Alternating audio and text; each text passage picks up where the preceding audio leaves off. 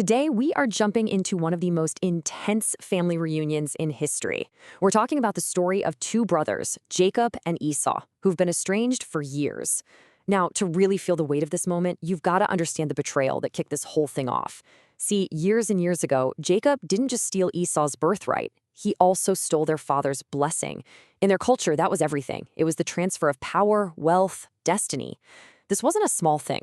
It was a theft so profound that Esau literally vowed to kill him for it. So let's just start with a question for you. Picture this. 20 years have passed, 20 years of exile because of a betrayal that deep. And now finally, the moment of truth arrives. The two brothers are about to face each other. What do you expect is going to happen? A knockdown, drag-out fight? A bitter argument? Maybe some cold, hard justice? Just hang on to that thought. Because what actually happens in the story, well, it might not be what you're thinking. All right, let's get into how this all goes down. Jacob is finally on his way home, but he knows a day of reckoning is coming. He has to face the very brother he cheated all those years ago. And he isn't exactly marching in with his head held high. No, he is terrified, absolutely bracing himself for the worst possible outcome. And then he sees it. Off in the distance, it's his brother Esau. But wait a minute. He's not alone. He has 400 men with him. 400! Now, just try and put yourself in Jacob's sandals for a second. This does not look like a welcome wagon. This looks like an army. You can just feel the panic setting in as all of Jacob's worst fears seem to be coming true right before his very eyes. So what does Jacob do?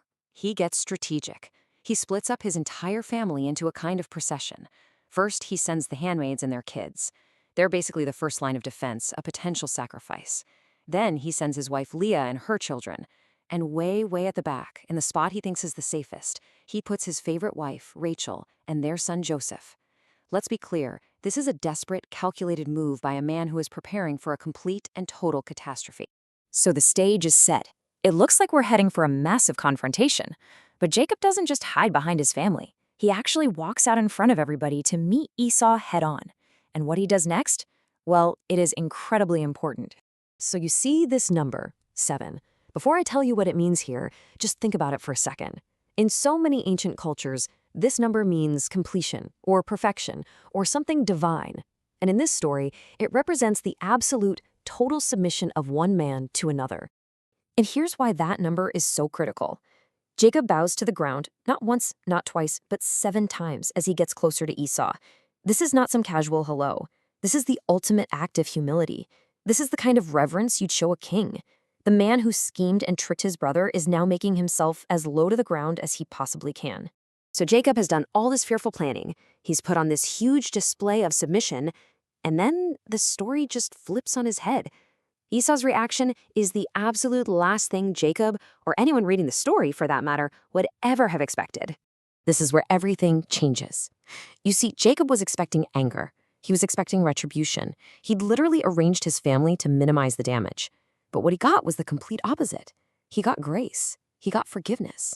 I mean, the gap between what he feared and what actually happened is just massive.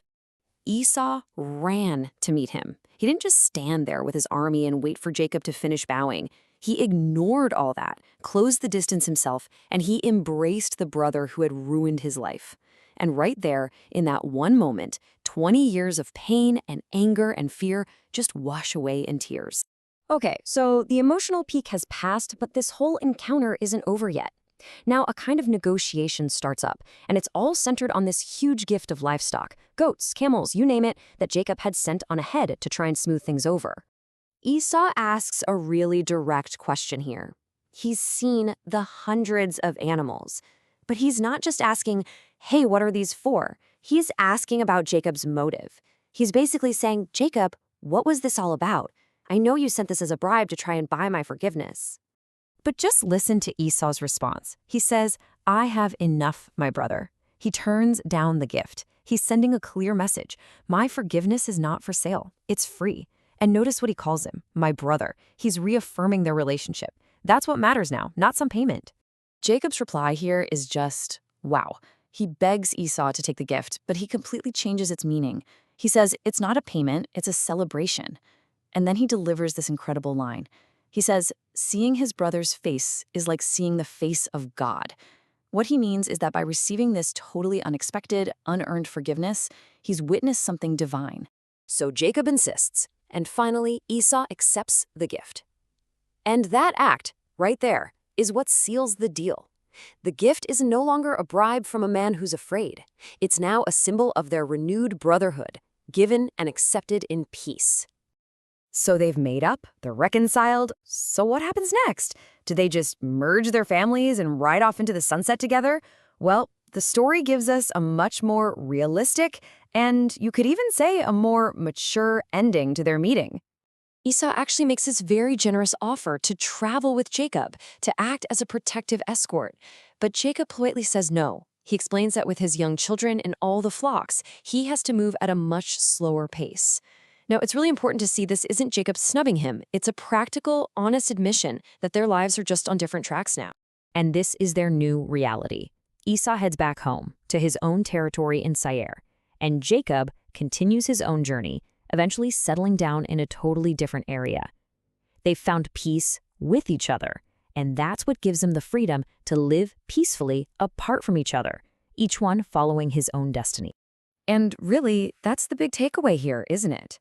This ancient story seems to be suggesting that real reconciliation isn't always about making things go back to exactly how they were. It's not about trying to force two separate lives back into one box. Maybe, instead, it's about an act of grace so powerful that it frees people from the past and it allows them to finally move forward, even if that means moving forward on separate paths. Which leaves us all with a pretty big question to think about. What does true reconciliation look like in our own lives?